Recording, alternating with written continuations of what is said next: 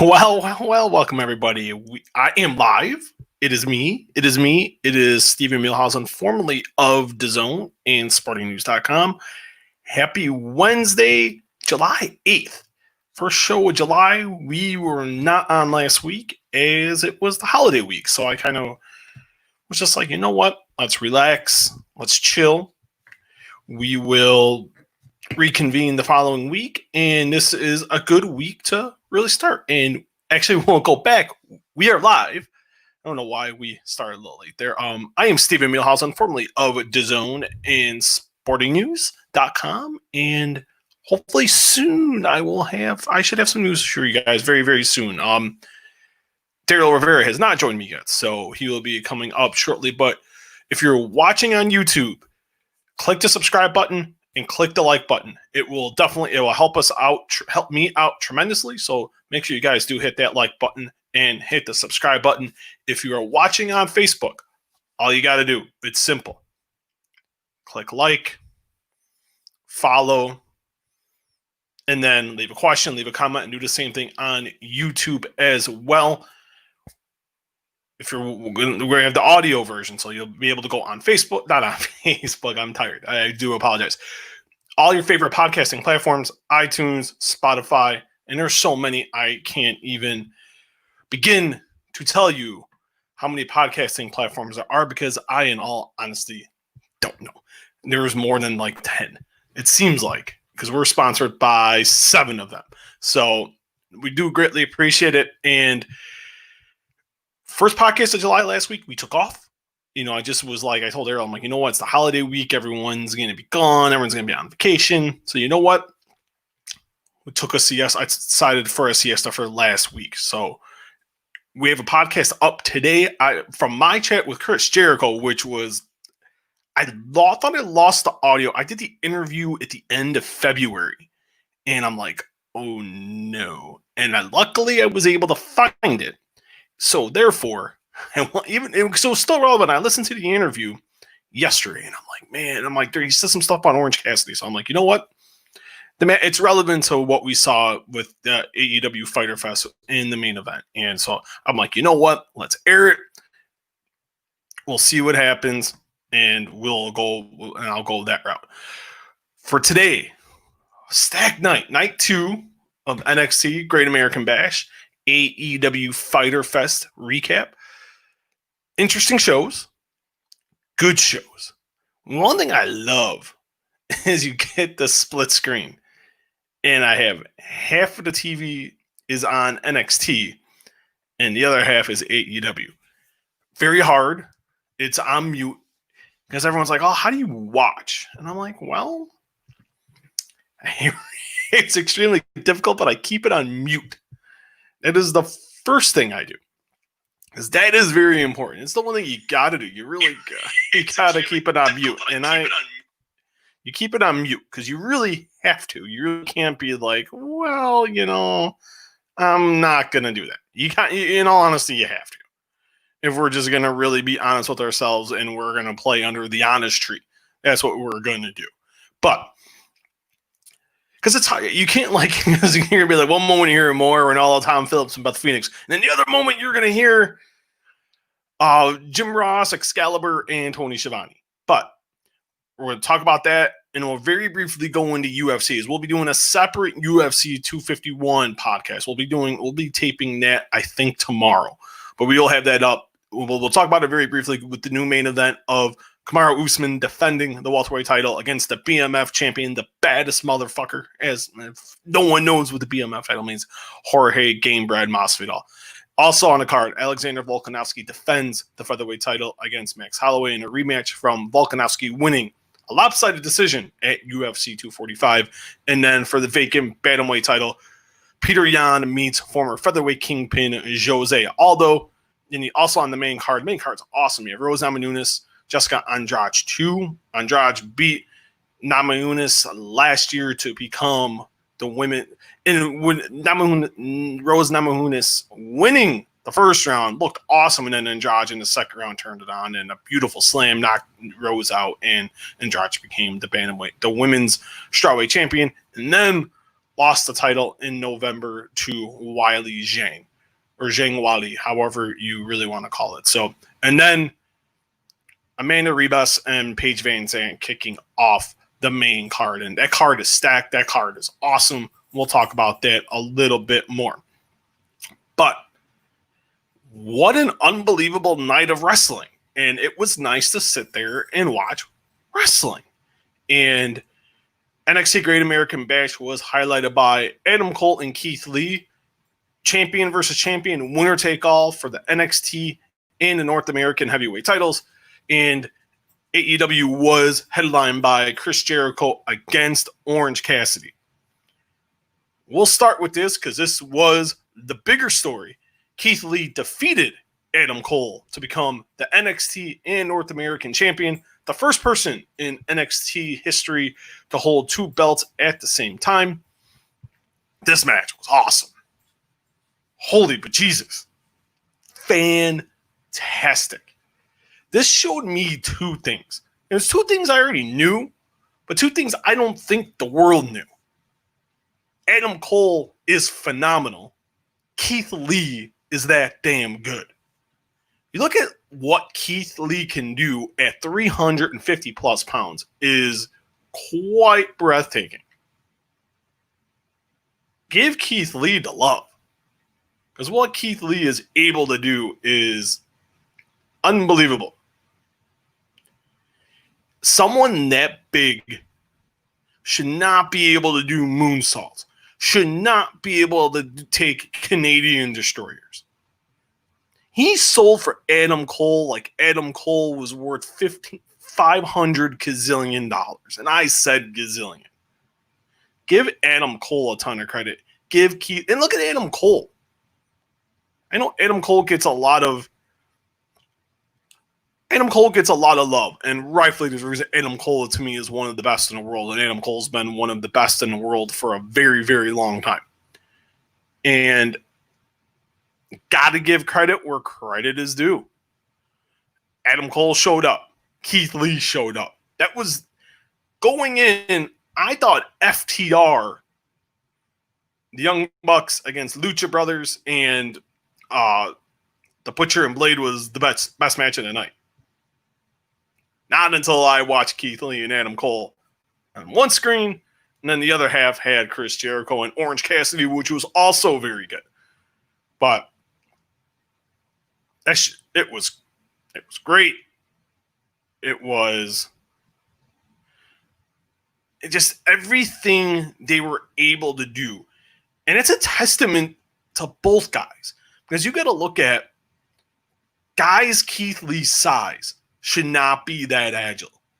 And you look at how when Keith Lee came in with a ton of height. Keith Lee was sitting front row NXT TakeOver when they were in Chicago in 2019. No, in 2018. And people were wondering, Keith Lee's going to be a megastar, one of the biggest stars on indies, best big man worker in the business. And then he got there, and then you realized what happened to Keith Lee. And I was trying to wonder the same thing. And I didn't know what happened to Keith Lee. And his punches didn't look good. His selling was just okay. His offense was great. But the selling was still not there. And it was just a thing of, when is Keith Lee going to get there? When is Keith Lee going to arrive? When are they going to give Keith Lee a shot? Keith Lee had some work to do. And it took Keith Lee, and you see it survive, and you saw the momentum building during near the end of summer in 2019. And it culminated what happened in Survivor Series. Keith Lee was in that whole buildup with NXT, being in there with SmackDown and Raw. The guys that shined were Keith Lee, and on the men's side were Keith Lee and Adam Cole. And look at what happened. Keith Lee was in the ring and was a megastar. Look at what happened in the War Games and then look at him when he was in this in the Survivor Series. You know, looked great against Seth Rollins, looked really good against Roman Reigns. A lot of people were mad at like, hey, why isn't Keith Lee beating Roman Reigns? Roman Reigns doesn't need to get the rub. I was among those that were in that group. And the reason I was in that group was just because it's like Roman Reigns doesn't need it. Keith Lee needs it. Yeah, there's got to become a time where you've got to build to the future. But then you look at what happened at the Royal Rumble. He was in there with Brock Lesnar. And you could see like Brock Lesnar, you can see like the smile. And you can see like what's going on in Brock Lesnar's brain. You're thinking money. Like this guy is so money. He is money. Keith Lee got a great pop. He got some off. And Brock Lesnar just doesn't go out and give offense for anybody. Want to make that perfectly clear to people. Brock Lesnar just doesn't say, hey, you know what? I'm going to give you offense. And that's what he did. And Keith Lee looked amazing. And I thought that was just the fact that Brock did that when Brock didn't have to. It's a big testament to Brock Lesnar. And made Keith Lee look good because Brock's like, hey, you know what? This guy this is gonna be a guy I'm gonna make some money with. And you know, when they had Lee beat Gargano, became North American champion, you know, great match with Dijakovic, you know, had a good program with him. And you know, then with going with Gargano and going through that program again, and now being in the situation with Adam Cole, and was it hot shotted? Maybe. You know, I can believe you can go with that to a point, but this is the right call. Keith Lee checks every box. He's over as all hell. He's everything Triple H likes, and he is everything Vince McMahon likes. He's a big man. He looks good. But one thing Keith Lee does better than any big man Vince McMahon has ever pushed, in that essence, Keith Lee can work. He can work his ass off. I'm not going to say he's like the second coming of The Undertaker. I'm not going to go and like push that narrative that far. But you want to give Keith Lee his props.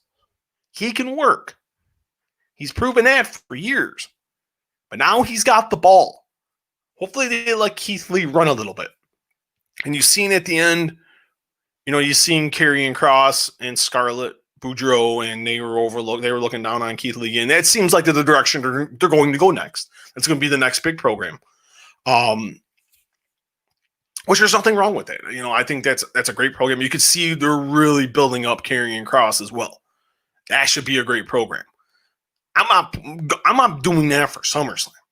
That needs a little more than a 1 month build to me. Maybe you go back to Lee and Cole, and then you can kind of. And I think maybe you go Survivor Series week. You go with that weekend. I mean, hopefully by that time there'll be fans back in the. There'll be fans. Even if it's at the PC, at least you can have some fans. Maybe you can do what New Japan's doing this weekend for Dominion, and you can have like 33% capacity. Got a lot of people jumping in and out here. So if you're watching on YouTube, just subscribe to the channel and click that like because it'll help me out tremendously. And also, if you're watching on Facebook Live, just like the post, leave a comment, and also like the Walkway to Fight Club Facebook page, and also follow the page as well.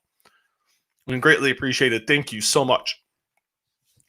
But that's what I would do. I'd give Cole a shot, give Cole a rematch. And I think smart money is you go that round. You still got 6 weeks. Maybe you do it beginning. Maybe you wait a couple weeks. Maybe you give Cole. You could do it. And SummerSlam TakeOver, I wouldn't do that. I think I would prefer to go. Survivor Series week. If you're going to go Lee and Karrion and Cross, if that's the route, if that's the destination, let Lee hold both belts. Let's see what Keith Lee can do. And that's the thing I want. And this is what WWE does that I don't like. Like when Ultimate Warrior beat Hulk Hogan. The visual is of the Ultimate Warrior holding the WWE title and the Intercontinental title. But the bad thing out of that was Ultimate Warrior vacated the Intercontinental title. Like, be like Chris Jericho. Have both belts. That's cool. He's not an undisputed champion, but like, let's see like a guy have 2 titles. Be like MMA. Be like Amanda Nunes. Both belts, defend both titles. That just makes Lee more of a badass. My opinion. Maybe I'm dead wrong. I don't know. But why not? Let's see what happens. It's like the one thing you don't ever get in WWE, so predictable in those situations. It's like, well, yeah, okay, yeah, this is kind of boring. It's you can see their booking. It's booking 101 with them, and they don't like deviating from the script. And I think that's one of WWE's biggest problems is they don't deviate from the script enough, and not letting guys and girls just go out on their own, cut their own promos, let them call stuff in the ring. Let them lay out the matches themselves, and you'd be amazed. Because there's a lot of good talent. Hey, I think we're going to add somebody here, and if I can hit the button correctly, I think he's coming. I got to hit the button. That's on me. There he is. What's up, handsome man? The second handsomest man in the room, my man, DY. Daryl Rivera. What's up, my man? Not much. Same old. Busy as always. Managed to get on the show. What I was talking about here, Daryl, was, and I don't know how much you were listening, but I listened to the first like 12 minutes, and then I started getting on, and then I stopped listening. With Keith Lee holding both titles, and this is maybe just me here, but I would like to see Keith Lee have both titles and defend both titles. Be like Amanda Nunes in the UFC, the women's bantamweight and featherweight champion. Not this old archaic thing like the old Vince McMahon playbook of where like what they did with, and I brought up the Ultimate Warrior, of having when he won the Intercontinental title, when he captured the WWE title along and retaining the Intercontinental title against Hulk Hogan at WrestleMania 6, they made him vacate the IC title instead of, hey, let's defend both titles and be different. Well, they did the same thing with Becky Lynch when she won both Raw and SmackDowns. So yeah, but she held it for it was like about 5 minutes. It was like, hey, here's a month, and then here's Charlotte Flair to get the Bayley, and which was creative. Don't get me wrong, but like, I wanted to see more than a cup of coffee. Legitimately defend both titles. Not just, hey, defend one and then you're going to lose the other one. It's like, no, I want to see. I'm not saying that they have 2 title defenses on the same show. I'm not like saying that, but like the North American title can be like the TNT title. Yeah. Defend it on, it can be like your version of the TV title. And I'm not diminishing the North American title at all. But it's kind of like where, and then you defend the NXT title more. Maybe you make one title defense every like once a month. And then it gets defended on takeovers. It's kind of like what old school WWE would do. You would only see the main heavyweight title matches. You would see those on pay-per-views. Big matches, big programs. Are you a fan of that, or do you think it's going to be the old WWE 1.0 Vince McMahon old school playbook 101 of, we got the cool visual, we got the streamers, we're going to pop a good rating, because the rating should be awesome. I think the ratings for both shows are going to be very good. Yeah. But what do you think WWE does here? Because I have no faith. I have faith in Paul Levesque.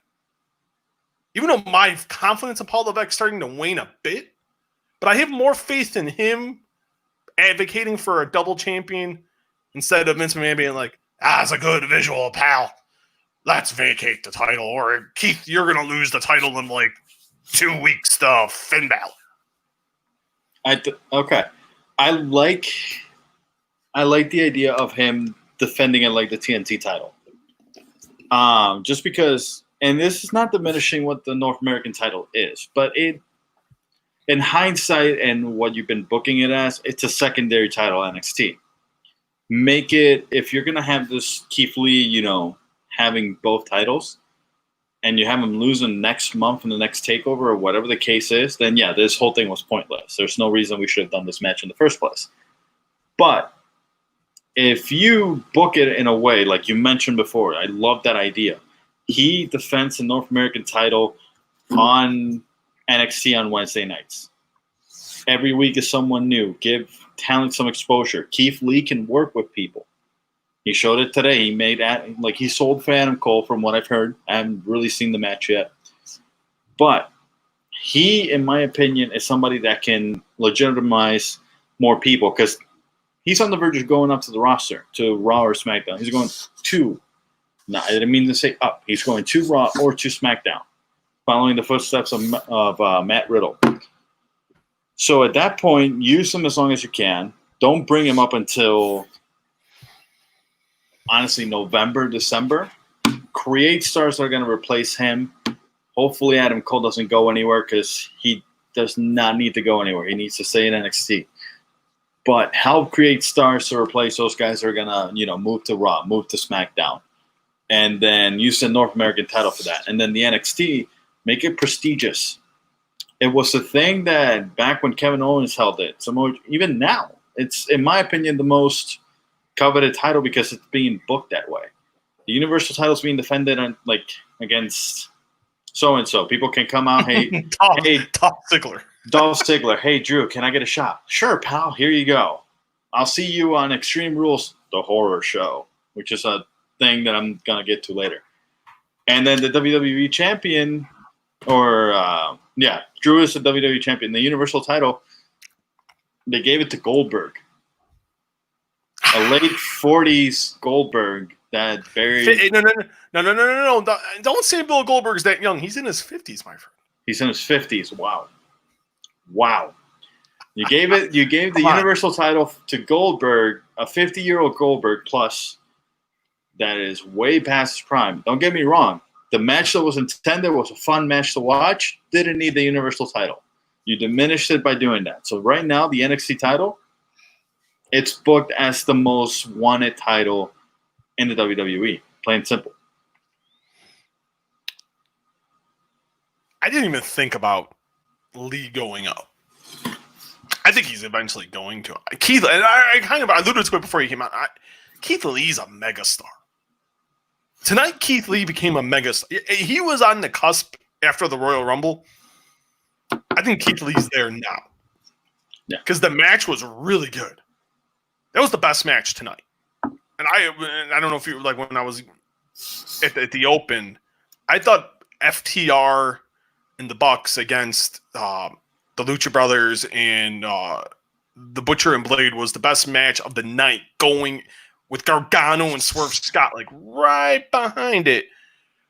I had heard Lee and Cole was good. It delivered and then some. The match was great. And hopefully we see Keith Lee for a while. I wouldn't want to see Keith Lee make his main roster debut until, to me, Royal Rumble time. Because then you can have Keith Lee win the Royal Rumble. And this is what I would do. And this is just me. And we're a long ways away from this. But let's kind of remember this now since we're in July. I would have no problem if Keith Lee was in one of the big title matches at WrestleMania. No. He's that good. He's that talented. And remember when me and you talked after the Rumble? You could see when Keith Lee entered, and I said this. You could see the look in Brock Lesnar's eye. Brock doesn't get that glee for anybody. Not many people. You could see the mind racing holy shit, I'm going to make a crack ton of money with this guy. Because he's money. He's agile, he's big, and he can go. everything you need to work with Brock Lesnar. That program's going to be awesome. And I know people are going to get mad, oh, you're going to give Brock another title run. I'll give Brock title runs if it's going to put people over.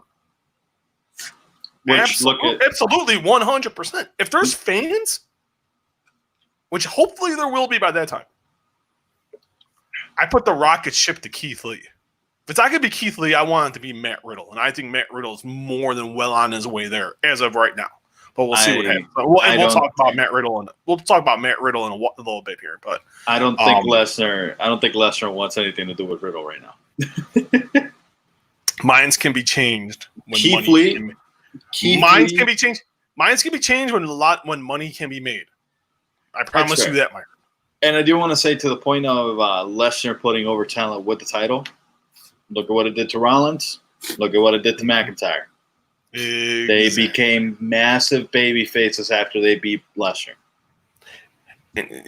Just in being in the ring with him, it should have helped Roman. But the fans just had determined in their mind already, okay, the fans will tell you at the end of the day, whether we like it or not, or anyone likes it or not, whether Vince McMahon likes it or not, at the end of the day, the fans will always tell you. But no, enough about Keith Lee, but it's like, now what do you do with Adam Cole? I felt like, I don't know if you heard me say this, I wouldn't go, because at the end of the show, they had Karrion Kross, he was looking down at Keith Lee. Well, the streamers and the banners, and which I thought was pretty cool, an old school Ring of Honor thing, New Japan thing. I thought that was pretty cool. Yeah. Cross and Lee's the program. But do you go right away to that? Because I would go with Cole. I would go with Cole in a rematch. I would do that at the SummerSlam TakeOver with the hope that, pray to God, and Corona, people start wearing their damn masks and learn to social distance, people. If people learn how to listen in this country, and I'm not talking about our listeners. Maybe I'm talking to some of you. But I'm talking about the whole entire country as a whole. If people can do that, you will get to go to sporting events. This isn't, and I don't want to go on a big tangent about the coronavirus here, but we can see everything we want if we just listen. Because damn, who wouldn't want to be in a seat to see Keith Lee and Karrion Kross? I do. I would. Why not? But why not? Because that program's going to be awesome. The match is going to be awesome. Sign me up. That's a pay-per-view main event making tons of money. That'll sell out in an arena. Oh, yeah. I'm going to book this. 15,000 seat arena. I'm sorry. I'm really fired up today. I could tell. I love it. Keep it going. I'm fired up. You get me fired up, man. But that's what I want to see. But hopefully people learn to wear their dang masks. I'm tired of sitting in my damn house. Here's the biggest thing for me. And I'm going to book this really quick because I'm going to put my Monday morning booker hat on. I'm going to put it on. The hat looks great, by the way. Thank you. I guess it has a Puerto Rican flag right there. I love it. Made by yours truly. Going to put my booking hat really quick. Keith Lee, Karrion Kross do not cross paths until WrestleMania weekend. Wow. Why? Because Keith Lee will have a bigger reaction the night after WrestleMania as opposed to the Royal Rumble. Keith Lee, here's how I'm going to book this real quick. I'll try to make this as quick as possible. Lee won the title, both the North American and the NXT, right? Adam Cole, he went 400 plus days as the title. He goes for the rematch right away because that's the match to make. And then you have Keith Lee, like you said, defended every week on NXT on Wednesdays against, Damian Priest, Johnny Gargano, new guys that you're getting. I wouldn't mind seeing Kushida versus Keith Lee. Maybe even guys from NXT UK. I don't know. Bring guys in to give them exposure. Bring them in until October. October, you have Karrion Kross, Keith Lee, the North American title. Losing basically in a way that he didn't intend it to. He met Adam Cole versus Keith Lee. Like, they go back and forth. Keith Lee's like, you're not good enough to get the NXT title. Cole goes for the North American title instead. He's like, I'll defend this one against you, not the NXT. If you want to win it, you got to win this one first. They go through that program through the fall. November, Cole wins the title, North American title, thanks to Karrion Kross. Karrion Kross goes away. We don't see him until Royal Rumble time. And then, obviously, Keith Lee holds on to the NXT title until Royal Rumble. He beats Cole. He beats Gargano. He beats Tommaso Ciampa, because those are three good, rivalries to have with the title. You get to Royal Rumble. Keith Lee's in the Rumble. Keith Lee's with Brock Lesnar. Again, because that was a good moment. Let's see it again, but let's actually give them more time. Not 2 minutes like they gave him in the Royal Rumble. Let's give him 5 minutes. Build some momentum there. Have Keith Lee eliminate Lesnar. And then Karrion Kross, lights go out. Scarlett comes out with her time clock, because that thing is badass. Yeah, that thing's pretty cool. Karrion Kross eliminates Keith Lee just straight up. They get in a fight in the middle of the ring, not anything from behind. They get in a fight. Kross eliminates Keith Lee, setting up their match of Mania weekend. But you already have that spark with Lesnar and Keith Lee. Lesnar wins the title at Mania. Monday night after Raw, Keith Lee debuts. Boom. Keith Lee, Brock Lesnar. Set that program up for SummerSlam. Done. That's not the worst idea. But my question for you is, does Vince McMahon have the patience? No. My answer to that is no. No. Not at all. I like the idea. You should be on the writing team. Me and you should both be on the writing team. I've heard so. I don't want to be in that writing team. Having Vince scream at me every second for having an idea. Get the on my face, old man. I've heard horror stories from people that used to work in creative. And, oh my God, it's from a couple that I've been told is a very traumatizing experience. Took years off their lives, which I don't really blame them.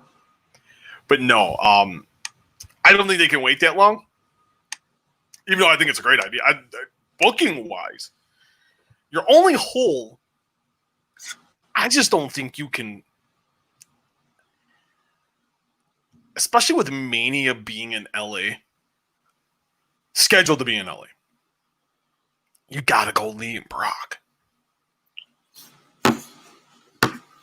Then like I don't have, like I don't. That's like the only flaw in your. It's a good booking. It just all depends. It just really all depends on if Mania is going to be in LA with that idea. So it's a really good idea. But the biggest question is, do we see that at WrestleMania? Are there going to be fans? What is going to go on? If I'm looking today, it's no. But we got 9 months to go. A lot can happen. A lot has happened since April for WrestleMania 36. So we got to see what's going to happen. But I don't think that's like the worst. I think it's a good, solid booking idea. I just don't think a 74-year-old man has, especially when he's got the patience of my 3-year-old. I just don't really think he's going to be like, hey, let's do that, even though it would be the best thing for both guys. Yeah. It really would be. Make Kross more of a monster, but he's getting the monster push. Yeah, but at the same time, the problem I have with going with Lee and Karrion Kross right away is that you can't have either of those guys lose right now. You can't. You can't. No. You just made Keith Lee the guy that ended Adam Cole's 400-day win streak, which was, in my opinion, on par with CM Punk's WWE Championship win streak. Maybe even better, because he actually faced top talent. No. And you have that. you can't have Keith Lee lose, and you can't have Karrion Kross lose, because then you basically kill all the momentum that he had. It's the same thing you did with Bray Wyatt and booking him in a match against Bill Goldberg at freaking Saudi Arabia. You needed to build Goldberg up for a match with Roman Reigns. So you fed him Bray Wyatt and killed the entire character. Wait, Ryback's not top talent? Doesn't he have like a Nia Jax record on hurting people? He does. I like Ryback. Like, I want to see both of them. But this is the biggest misnomer about Ryback. Ryback proved he can draw some money. Oh, yeah. That's as reckless as he was. He was unlike Nia Jax. He was over like Rover. And when he was put in a main event position, he drew money. That's a testament to him and the character. Then you just killed the momentum with some horrid booking. You made him look pretty dumb. You have him going with an undefeated streak to where you could have strung that out. You could have built that for a while and not just give him a title shot until you wanted to put the belt on him. You hot shot at a couple programs. Yeah, you drew up 2 really good buy rates, but then you kind of went away with it. And I thought that was a little bit unfortunate. And that's kind of put a... That's what killed WWE. It ruined him. Then he's on WrestleMania against Mark Henry. And I like Mark. I think Mark does a great job on Busted Open. And Mark, really great heel, one of the best heels in the last decade. But that hurt him bad. Because then you went from a main event program to like the 3rd match on WrestleMania against Mark Henry, and no one cared. Yeah, you got good reaction, but no one cared. The program was just there. No offense to either guy, but I forgot that was even a thing. Dude, I remember so much useless information in my head. It's utterly ridiculous. Oh, dude, you should see the list that I have going, man. I'm watching, like, I mentioned this list before. I added more to it. Like, I'm watching even Monday Night Raw, like, from freaking 96. So good. There's good. We should talk about that, because there's really intriguing like things to 96. Oh yeah, and I guess kind of like where a lot of people started rewatching wrestling again, and we'll get into that later. But I'm glad you brought that up. Let's get into AEW really quickly here. The Fyter Fest main event for night 2 was, I thought, a really good match. Chris Jericho called it one of his favorite matches, and when he was hyping this match up, one of his favorite matches in a very long time. And he beat Orange Cassidy in the main event. I thought a very good match. It wasn't as good as Cole and Lean. It wasn't as good. I thought it was because there are some good matches tonight. I think it was the 3rd best match on the show. And AEW, I thought overall had the better wrestling. And this was the 3rd best match on the show. I worried about this match just because of their styles. And I was worried about this program in general. And the podcast is up with Jericho. And the knock on Orange Cassidy had been, would the character, even though it thrived on the indies, could it thrive on a national audience? And a lot of people really didn't think so. And I was one of those people. And then he just got over. And biggest behind Jericho, biggest merch seller. And then you started putting him in the ring, and you're like, this guy's pretty good. I already knew he was good, but the national audience didn't know. I think he's been hurt by a lack of audience. I think he has, to a point. I wish this program would have been in front of fans, because I think this really could have put him into another level, which I still think he can get there. I think with the right booking. The match was good. It was pretty good. I didn't like the results. I wanted to see, because it's like, what does Jericho gain with the win? Because they didn't preview nothing. This match went a couple minutes, like 2 minutes after the hour. It ended last. NXT ended first. And this ended, and this went on, it was like a 2-minute overrun. And all they showed was Jericho rolling out of the ring and holding himself, and they went back, they were previewing next week. I would have had Orange Cassidy win, because I think he needed the win. Unless you're putting Jericho back in a program with Moxley, I don't see what a win here does for Chris Jericho. I really don't. Well, I've been trying to wrap this around. I've been thinking about it. I thought about it right after the match ended. I'm like, man, I don't get what, like, where do you go with Jericho at this point? Well, here's the way I see it. And maybe if there were fans in the stands, maybe Orange Cassidy would have gotten the win here. But you hit the nail right in the head. You said that the lack of an audience hurts Orange Cassidy because it's like he's over, but he doesn't get that pop, that reaction that he normally gets just by literally rolling in the ring and just going.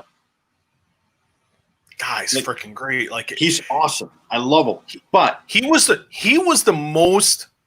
I've been doing interviews for over 10 years. That cat. I remember this. So I'm at StarCast, and one of the things was to get an interview with Orange Cassidy. So I'm talking to people, and they're like, "Yeah, like we'll get it for you." I'm like, "All right, cool." But I was given a warning: don't expect much. I'm like I know the character. I've seen him enough. Like I'll get him. I knew after one question, this is not going to go well. And I had set out, I had 15 minutes.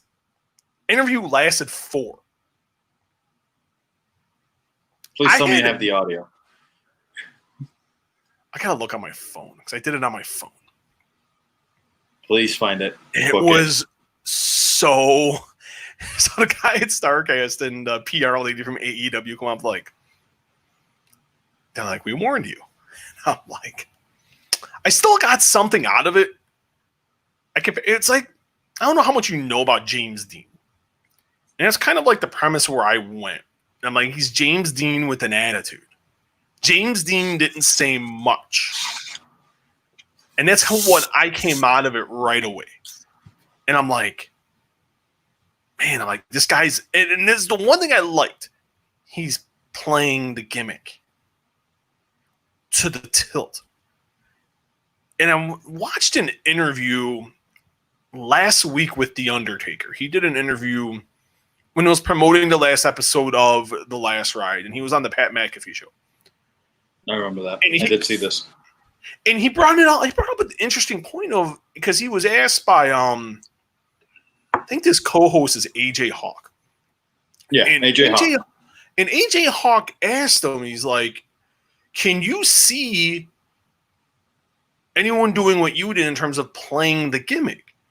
And he's like, no, because too many guys and too much talent is so consumed with social media, they're breaking character, and it's hard for the fans to get emotionally invested behind the character. Now, Orange Cassidy doesn't tweet much. Not often. He'll tweet here and there, but it's not like, hey, he's not tweeting like 50 tweets a day like a Joey Janela or Cody or, or somebody, some of these other guys in WWE and AEW and, NWA, MLW, so on and so forth. He can be that guy. And I think that's what's the aura about him, that, he's a ratings draw. He sells a lot of merch. And when there's fans in the arena, people are emotionally invested into this guy. And I would have given him the win here because Jericho doesn't need it. He's Chris freaking Jericho. He's made. He's the man. He's the man in AEW. Yeah, Moxley's got the title, but the Hulk Hogan of AEW is Chris Jericho. I just thought that would have really helped out Orange Cassidy when he really needed a win here. Yeah, he looked good in defeat, and I'm a believer of you can look really good in defeat, especially in a company that prides itself on wins and losses, unlike WWE. I just think here, I think this was just and I don't question their booking really often. I severely question the booking here. I don't question it as much as you do. Just because it's something I see Orange Cassidy, and I don't mean this in a disrespectful way to Orange Cassidy. I think he's more over than the character that I'm about to mention. I think he can do a lot better things. But I remember Jericho lost to Fandango at WrestleMania. And then... Holy crap, one of the worst bookings. One of the worst book decisions in the history of WrestleMania. Yeah. Oh, my goodness. Now, I remember that in my brain. And I'm like, Jericho has been... If there's anybody that I can trust by putting over a talent by beating them, it's Chris Jericho. Because he's been on the other side of like this coin. Whereas if Orange Cassidy would have won, where do you go with Orange Cassidy from there? Because Jericho is the first AEW World Champion. I don't mind them building Orange Cassidy up by losing, because then you can make them, okay, you can go after Cody for the TNT championship. You can have a singles rivalry with even a Jack Hager. I think that would be fun to watch. Like Powerhouse versus, I don't even know how to describe Cassidy, but that guy. Like James, I seriously, he's James, wrestling's version of James Dean. MMA guy versus James Dean. Perfect. And then the biggest thing there, I understand why they did it, is because where do you go? What's next? And it creates a question. What's going to happen now with Jericho now that he's over this? Is he going to go back into the title picture? Is he going to – what do you do? It leaves you questioning, and it leaves you wanting more. Now, Orange Cassidy, you want to build him up for the casual viewer because that's what you're getting right now. You have a lot of people sitting at home, but at the same time, you're not attracting casual fans right now because of the whole COVID-19. So what do? Hey, Chris Jericho's over here. He won. Great. Draws more butts in the seats. Let's watch the show, see what he does next week. But by losing, you gave Orange Cassidy a push that, hey, maybe let's give him a shot for the secondary title, build him up from there. You can't just – if you would have had him beat Jericho, it doesn't make sense for him to go back down to a program against, like, I don't know. They don't have much on the singles talent undercard going. Maybe Joey Janela? I was just going to say Janela, yeah. See, this is where you had me until you were talking about like the casual viewer. This night was going to bring in a lot of viewers. Last week brought in a lot of viewers for both sides. Can I just comment one thing? Fyter Fest number last week, the Best Friends entrance, by far my favorite entrance ever. I love Best Friends. In a freaking minivan. Trent, come here. It was like with Trent's mom, and it was really his mom. That was like I seen his mom. It was at StarCast. Very, very nice lady. It was. I talked to Trent very briefly. It was with him and Chuck. They did like a media scrum, and the three of us were talking for a minute. And his mom came over, and he like introduced me. Steve is my mom. And I'm like, I told him oh, very nice to meet you. And I'm like, aren't you proud of my son? And I'm like, your son is great. I'm like, hopefully they win the title soon. And then she's like, they should give him the damn belts now. It's just like, it's one of those things where you just laugh. I'm like, and Trent goes, he's like, I'm sorry for my mom's like, I'm like, no, man. I'm like, you're good, man. But no, it's one of these things to where on a night like this, I would have gone with Cassidy. Just because they should do a better rating this week because you had better matches on the show. You had all your big guns, except for Cody. But you had Omega Page in the title defense. You had the Lucha FTR. Brothers. And oh my God, that man. I want to get into that match in a second. But you had FTR and the Bucks. First time. You had them teaming together, which was amazing. And the Lucha Brothers, oh my God, Rey Fenix is, oh my God, guy's insane. I already knew he was insane. I've seen him live. The guy's nuts, but he's a hell of a wrestler. You're talking top 10 wrestlers in the world. He's on my list that I want to interview. if Ray Phoenix is not on anyone's list among the top 10 wrestlers in North America, you are smoking crack. You know nothing about wrestling if you do not think Ray Phoenix is a top 10 talent in terms of work rate wise.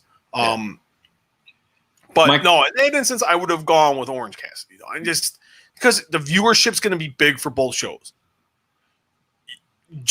Everyone knows Chris Jericho. I look at it in this situation of what does a win do for Chris Jericho? Where does Chris Jericho go? Like an Orange Cassidy win, and you brought up a program with Cody, that you can put him now in that.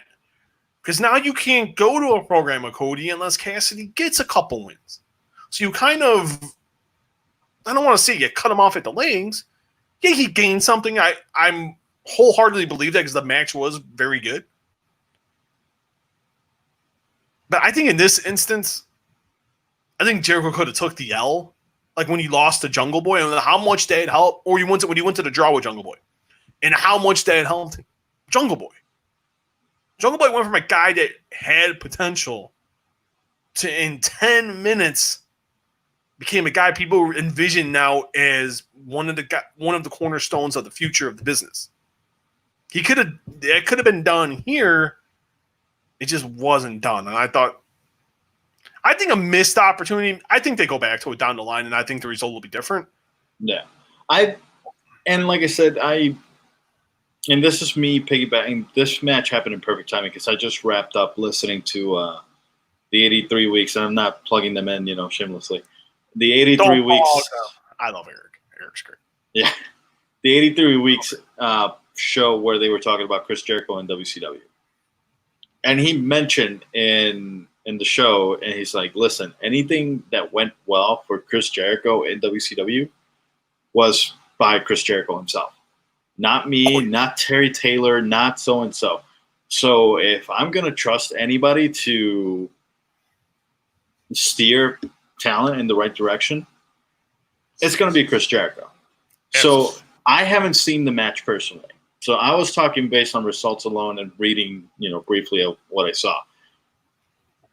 I'm going to go with Chris Jericho knows what he's doing, and we're in a wait-and-see mode. But the result, in my opinion, I didn't hate it as much as, or I didn't disagree with it as much as you did. I would have been incredibly surprised if Cassidy would have taken the W there, mainly because my question is, where do you go from there? I get it, you can push him for the TNT title, but Chris Jericho was a former heavyweight title champion. He was the first one. He was a former. He's one of two. Him and Moxley are the only two. Yeah. Does that make him now a contender for the heavyweight title? There's no reason he should go back down to TNT when you just beat the first ever AEW World Champion. I see where you're going. That's the reasoning I have behind it. So, in my opinion, losing by the way that he did, from what I've heard, because I heard it was a great match. Yeah, the match was very good. I have no problems with the match. I thought the match was. You build them up. Yeah, you build them up through losses. That's how, and you can pick a WWE's or any superstar from any era, from any company. How did you build them up? You had them lose, with the exception of Hulk Hogan. But don't even get me started on that guy. Not the biggest Hogan fan, but yeah, it's essentially you build stars up by making them look good in losses. That's how Jericho got his, push in WCW and in WWE. He had to get his ass kicked first, and essentially, yeah, that's the way I see it at this point, personally. Okay. Let's go back into a couple little things I liked on the show, but we'll get into that tag match in a second. But one of the other big glaring things I loved about this show was the major announcement by Taz. And because next week at Fight for the Fallen, Jon Moxley will defend the AEW heavyweight title against Brian Cage. And next week, Brian Cage will walk in with a title because Brian Cage, Taz brought back something awesome. He brought back the FTW World Heavyweight title. And he gave it. Oh, okay. Okay. I totally lost my train of thought for a second. Are you reading the comment? Yeah, we'll get into that in a second because I think that's a very good comment. He brought back the FTW World Heavyweight title and gave it to Brian Cage. For people that did not watch Taz in ECW, FTW means fuck the world heavyweight title. And Taz defended that title on ECW pay-per-views, which was awesome. So, the orange black belt is back. He gave it to his man, Brian Cage, who looks fantastic. And I thought Taz has always been a fantastic promo. Bar none, Taz has always been one of my favorite promos in the business. When he's allowed to cut promos. And I thought in this situation, because Cage is not a good talker. I've never been a fan of Brian Cage cutting a promo. So when they put Taz with him, I'm like, fantastic. Money. Because Taz is money on the stick. All Brian Cage has got to do is be the muscle. That's all he's got to do. Just go kick ass and take names. And that's what he's doing here. And I would go that route, and that's what they did. And that just now adds more intrigue to the match. It makes Brian Cage look more of a badass than he already was. And he's already been portrayed as. So I thought a job well done by AEW here. I thought a job well done by Taz. Well done across the board here. I'm more interested in that match next week, Daryl, than I was last week. Even before Taz came on and that segment started, I had really no interest in seeing Moxley and Cage. Now I'm intrigued. Now you have me interested. Now I have a reason to watch next week. Oh, yeah. And like you mentioned before, I'm not going to try to repeat, exactly what you said on my end. But Taz is money. If you guys haven't seen Taz in ECW, not only promo-wise, just go see him wrestle. Go see him and Sabu going for 20 minutes. Oh. Go see that match. The first Barely Legal? In April of 97? 97. Go watch that match in the WWE Network. And again, I'm not promoting other people's shit. Don't buy it because I told man. You mean you're promoting 83 weeks, which Eric and Conrad are my friends. So if you want to plug them, okay. But don't plug the WWE Network. Listen. GTFOH. I am on an adventure here that I'm going to watch all the old stuff. WCW, Nitro, Thunder, ECW. Taz was ECW. I have Thunder. There were so many title changes in Thunder. It's not even funny. Thunder was good for about 6 months. You're being very gentle. Yes, Thunder was good for about a month. I'm putting myself over because I have to watch it. So, yeah. And exactly. Essentially, with Moxley not being there, Taz has been the key to this whole rivalry. Because Brian Cage showing up to, I think it was Double or Nothing, was massive. If there was, people in the stands, that would have drawn a huge, huge pop. I was not the big, I think so. He did it. The only reason I'm not sure how many people are watching Impact. How many people have been how many people in AEW are the casual viewers? And that's something you don't. And this isn't a knock on Impact. I think Impact, after AEW, has had some of the best wrestling in the last month. I think Impact's. I'm very interested in Impact. I've made Impact like a must watch on Tuesday nights. Like I watched Impact last night. Impact's really gotten me intrigued by a lot of things they're doing right now. And they got a big show coming up on July the 18th with Slammiversary, and there's going to be some things brewing. I can't wait to see. Impact. I can't wait to see Willie Mack versus Chris Bay. That's going to be really that really match good is going to be fantastic. That's gonna be awesome. But back to the, I think Cage would have gotten a pop just because the name alone, and you see this big guy. Now, I thought it was a mistake to put him against Moxley right away, but then you add Taz into the picture. That is huge because now Taz and Moxley, in my opinion, they're cut from the same cloth.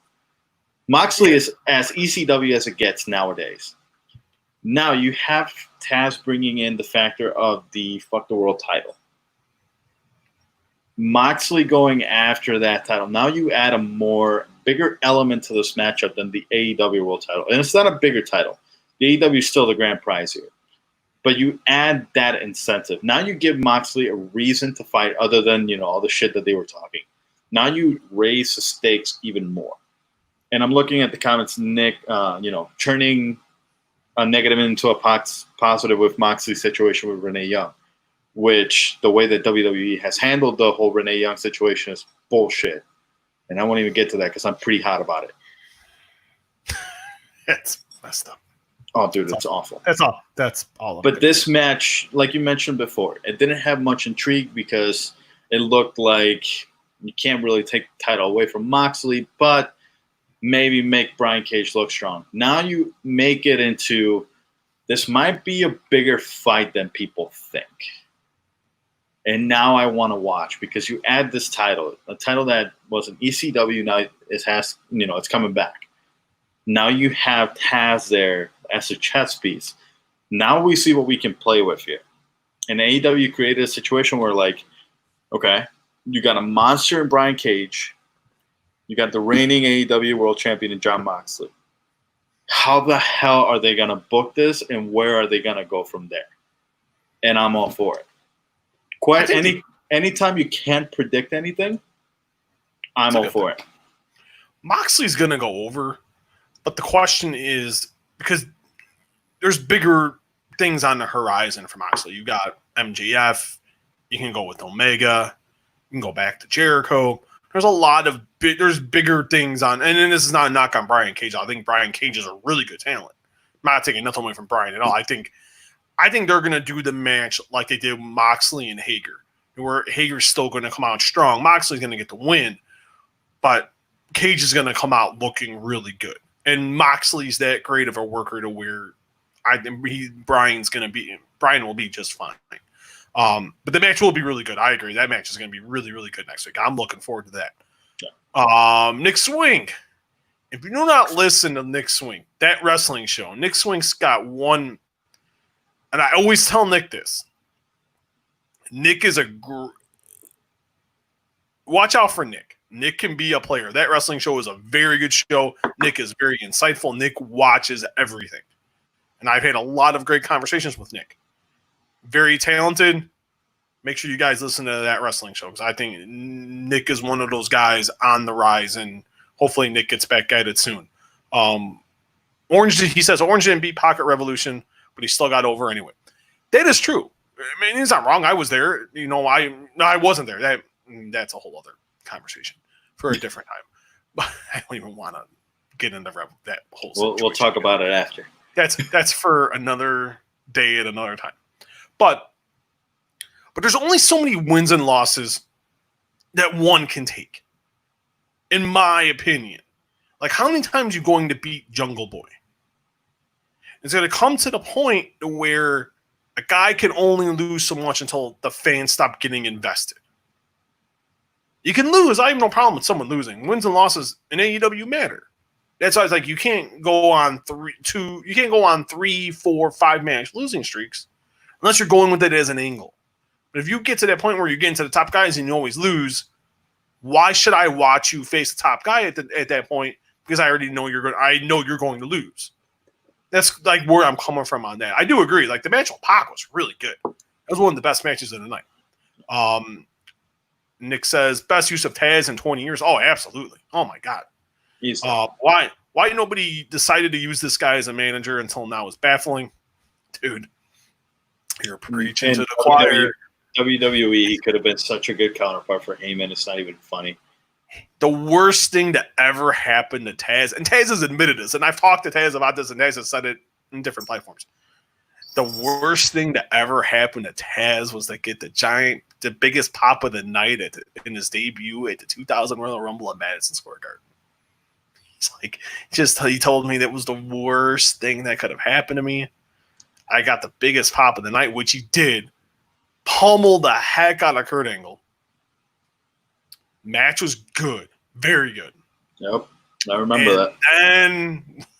And the wheels came off after that, which I'm still one of the worst things that and this is why I always get mad at WWE. You look at that time, comes in, big money deal, gives Kurt Angle his first loss. And look at what Kurt Angle became. And did nothing with him after that. A great commentator. Oh my God, fantastic color commentator. I grew up with that guy as a commentator. Like with what Nick said, Nick was exactly right. He was used horribly after that. He hasn't been used that good in 20 years. I agree with him on that. I remember the promo that Heyman cut on Vince, and he spoke about this recently on there's an interview on YouTube that he talked about this. The promo that he had on Vince, that he said it was before the Invasion angle and Survivor Series, before the matchup, the winner take all match. He just goes up to Vince and he's like, "You made Taz a fucking he was a killer in ACW. You made him into a plump commentator that's not even good." And I'm like, that makes me sad just because I'm like, I saw Taz wrestle because my first exposure to Taz was as a commentator. I didn't see Taz wrestle until I started watching ECW DVDs in Puerto Rico when I was 9. And then I saw Taz and I'm like, that can't be the same guy. No chance in hell. Badass, dude. Taz was the shit. The matches against Bam Bam Bigelow were fucking great.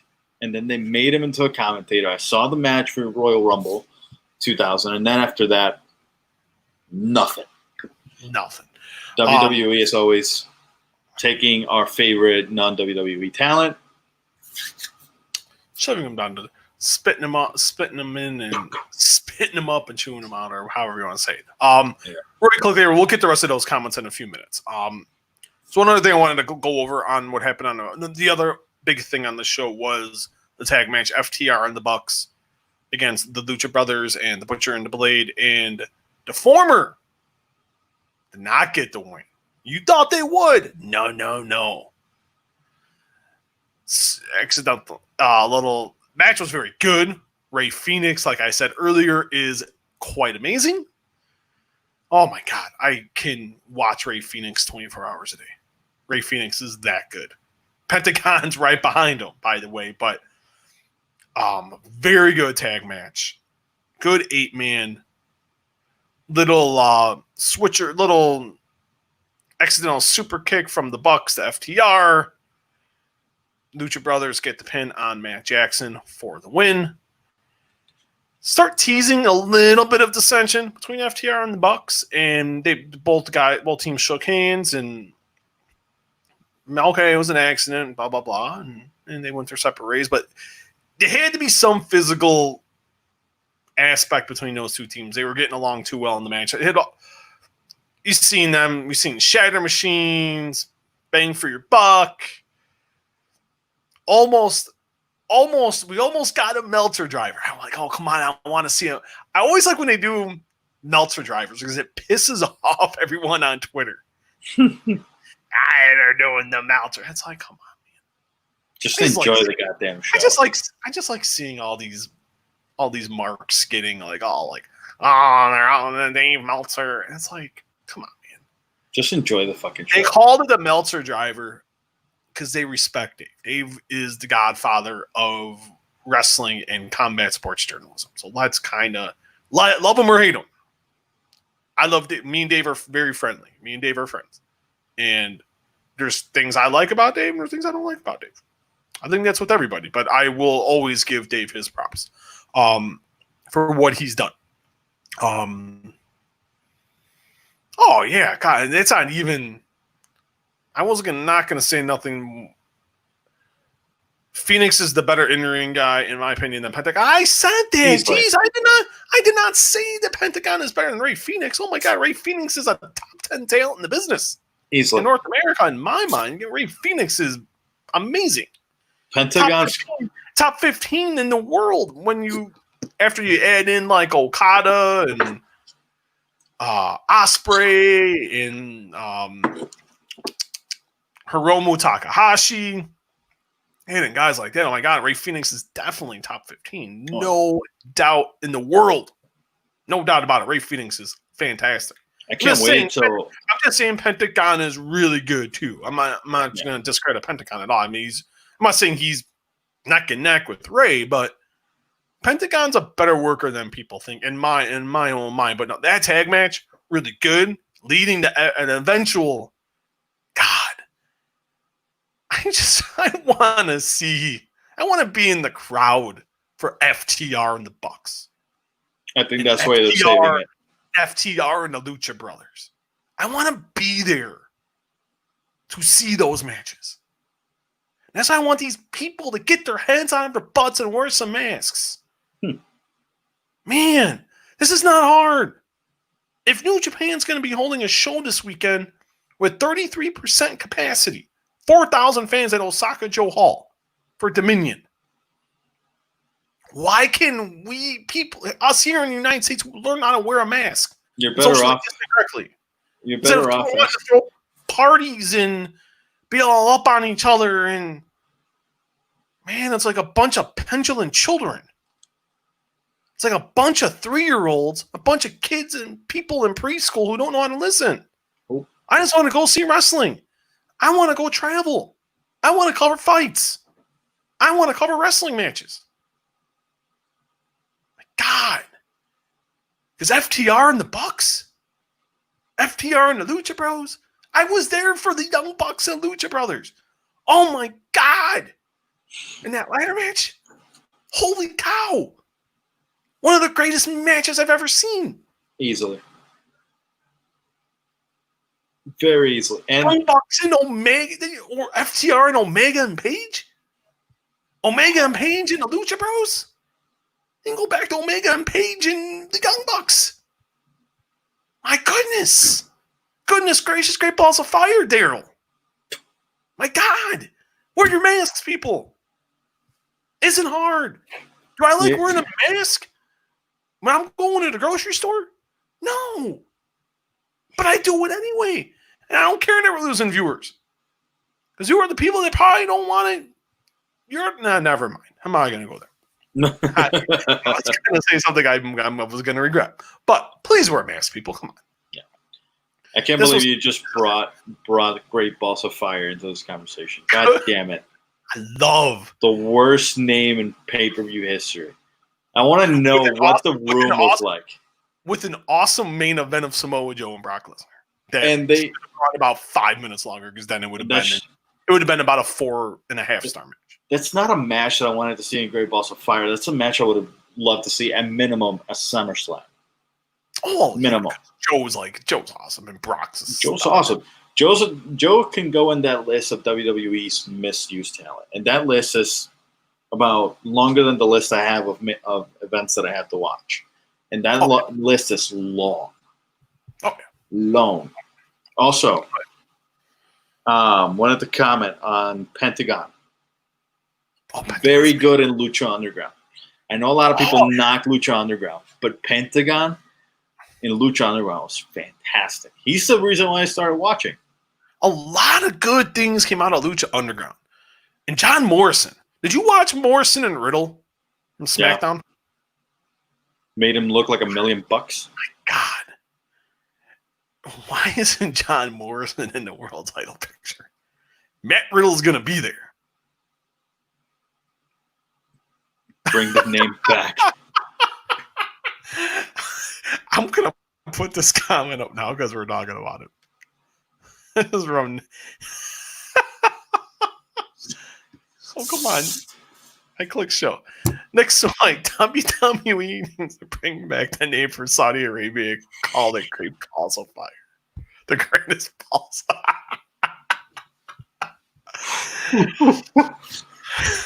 Man, I could just picture I'm not trying to get too political today, but you're not wrong. You are not wrong. You're not wrong. I do not disagree. If they never went back, if I never seen a show again from Saudi Arabia for pro wrestling, I would not be mad. I wouldn't be sad.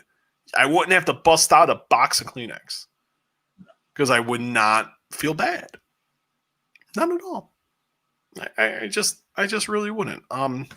Greatest balls. I could just picture Vince coming out, and he's announcing greatest balls of fire. He's announcing. Bruce, call marketing now. Tell them next Saudi show, greatest balls of fire. Because if you don't do it, you're fired. We're gonna have the greatest main event in history. The greatest match of all time. Hulk Hogan at 70 years old versus Ric Flair and the greatest balls of fire. But you know what? That match will be better than The Undertaker and Bill Goldberg. Dude, I was watching The Last Ride, and then I constantly remember, I'm like, Undertaker. No, because Undertaker almost died in that match. He was 3.75 inches away from dying. See, my problem with that match, and I don't want to stray too far, and this is the last thing I'll say about that. The match, as soon as you seen Bill get the concussion, how anyone in the back did not see that, I don't know. I think that was a bad job by The Undertaker. It was a bad job by the people in the back. You can't tell me they didn't see that. Maybe Undertaker didn't see it, but the referee saw it. The referee's got to make a call there and be like, we need to go home. Because after 2 minutes, that match was fine. Wasn't the greatest thing I saw? No. But it was what it needed to be. This shouldn't have been more than 5 minutes, 6 minutes. Get in, get out, and be done. Play the hits, and then go home.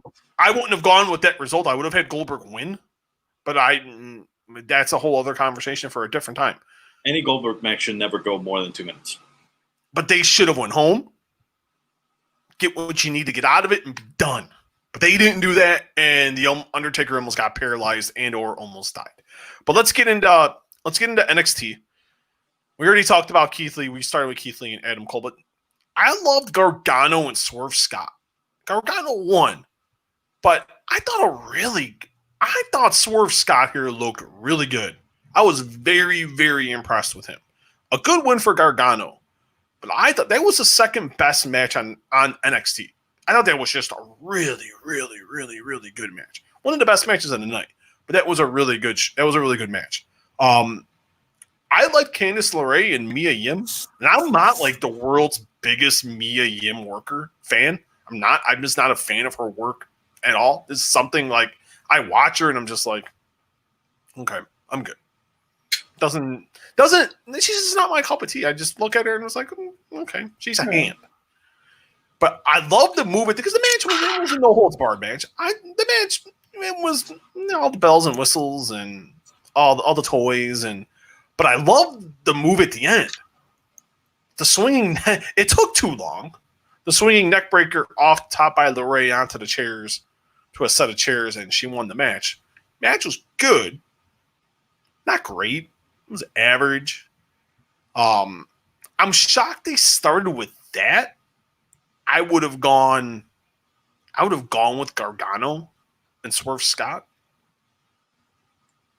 But I can see you want to start with that? Okay, it's a hype match. Okay, whatever. But and another thing I really wanted to get to, and I want to get it because I have it written down. And so I don't want to. I hate screwing up names. It's the worst thing you can do. Because I have it here. Give me 1 second. It was Drake Maverick and Breezango against Santos Escobar, Raul Mendoza, and Joaquin Wilde. Santos Escobar. My God, that guy's a star. the guy formerly known as El Hijo de Fantasma. He is great. Yep. The way I love what WWE is doing, and I'm going to give, and I know people like, oh, all you do is bash WWE. You know what? I'm going to give WWE some props here. I thought they were going to bury this guy. Same. I just thought, oh my God, you're going to take the mask. I'm like, what are you doing? Don't take off the mask. But you know what? Guys got mwah. That's some money. With Rey Mysterio's future murky right now with WWE. And working without a contract, which is another, we can talk about that next week. But you're looking for the next Rey Mysterio. There's your guy. He checks every box. He speaks great. He's fluent in both languages. He oozes charisma, and he is damn good in the ring. I love this guy. I love the group. I love him. I like Mendoza. I like Wild. I like them as the muscle, the sidekicks. I don't even want to say sidekicks. Like his partners in crime, is I'll call them that. Because I think sidekicks and like those guys are very talented. I love Mendoza. I think Mendoza's very good too. Escobar is the star, but Mendoza's still good, a very good hand, and so is Joaquin Wild. But my God, Escobar, just man, I look at this guy, Daryl, and I'm just like, he pops out at my TV. He makes me want to watch. He makes me want to see Drake Maverick kick his ass. He's doing his job. Yep. That's a heel. A heel at its finest. Very, very, and they got the win, which was expected. I wouldn't have pinned Maverick. I was surprised by that. But you can continue that program. You can say, oh, I want a one-on-one match. Da, da, da, da. I know that match is going to happen. Probably at SummerSlam TakeOver, which I'm fine with. You have enough time, you can build that up for a while. But Santos Escobar, that should be your next. If you're looking for and I know they're looking hard, and I give them credit for that. You have your next big Latin star. His name is Santos Escobar. I just hope they don't fuck him up with the booking. That's the biggest thing, because they've had so much, with the exception of Eddie and Ray, their booking of Hispanic talent has been piss poor. Because you had Alberto Del Rio had that, that push. But then you put him in the League of Nations to push that one other guy that nobody liked, and then basically buried him. Because I remember he left, he quit WWE. He was hotter than a you-know-what on the indies. Yeah. I thought that was the worst thing for him was to go back, because he was on a good run, having a lot of great matches. In AAA, he was dominating the scene in Mexico. And then he was drawing very good. He was having a really good run. And then he went back, and it was like, and I had an inkling. I did an interview with him. It was within a month of him going back, and I had heard some rumblings he was going back. And we were done with the interview. And I was done recording, and I asked him, because me and him were friends, and we still are. We're still friendly. And I know he's going through stuff, which I don't condone. Allegedly, he's done some very nasty stuff. And he should get, if it is true, he deserves to be rightfully punished and hopefully going to jail for a very long time if what is the allegations and if being arrested, if everything is true out of that situation.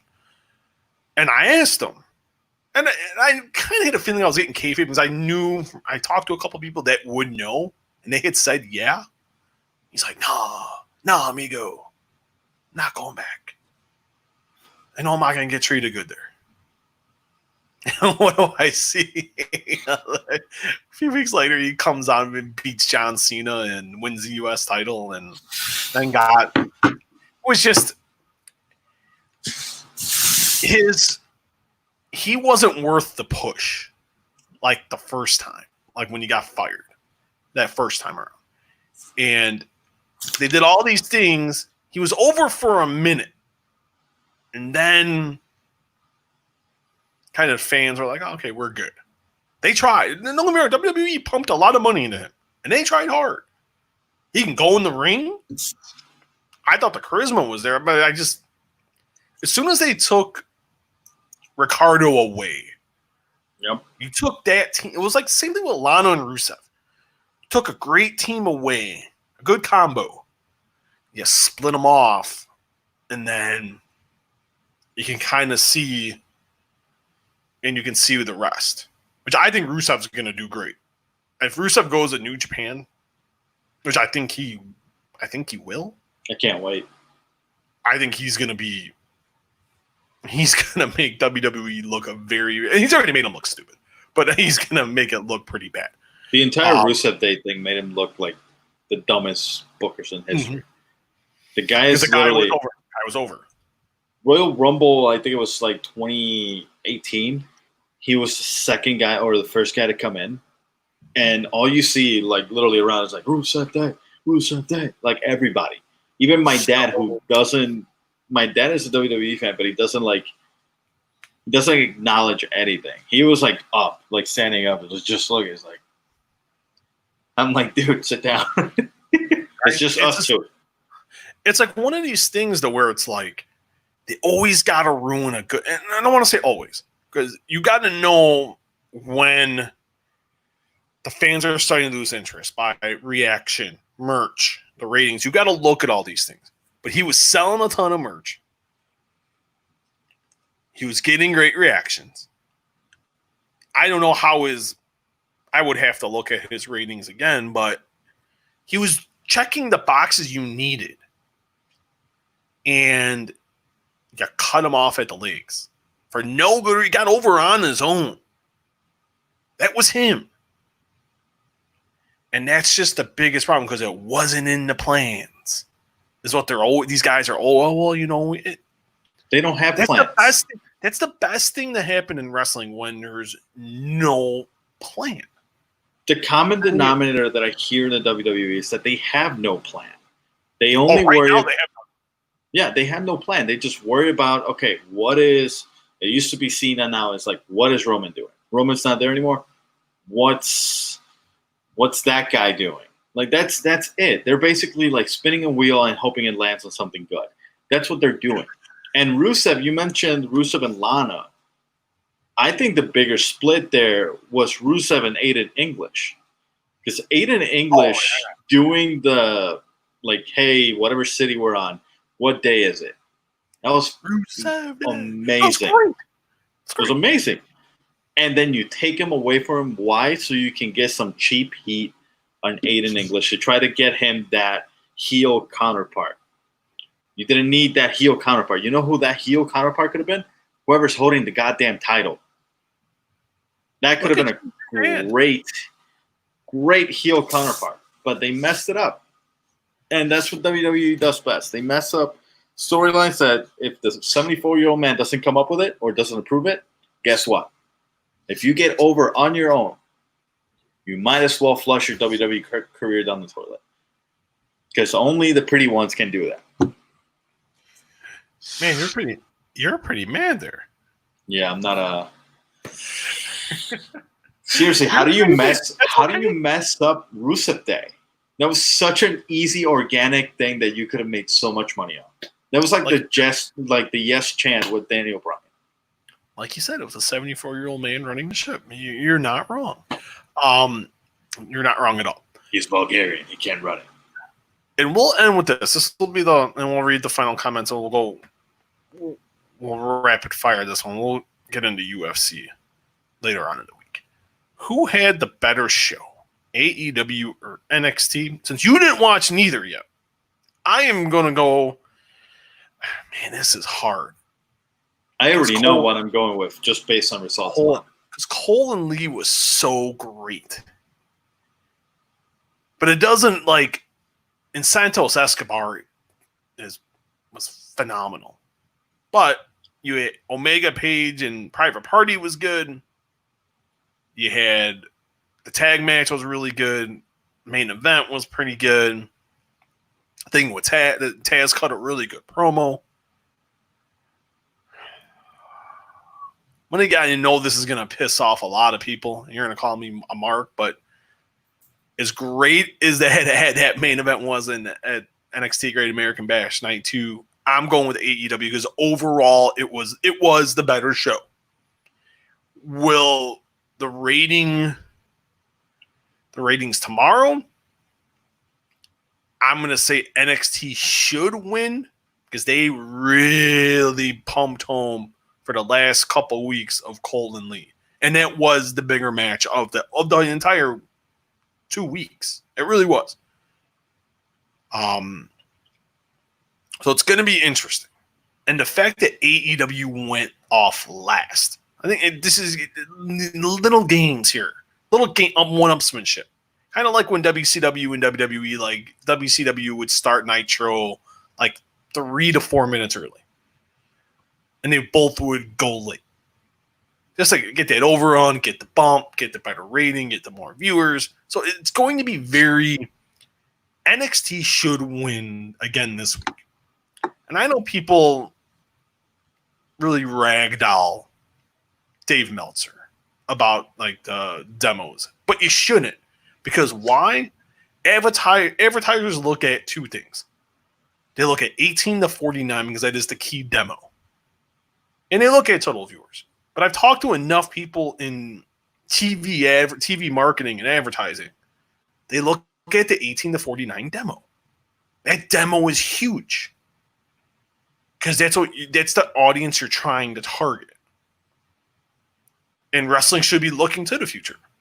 Over 50 does nothing unless you're wanting to sell Geritol. And that's no offense to anyone over 50. But that's like, you don't want to serve an older audience. You want that.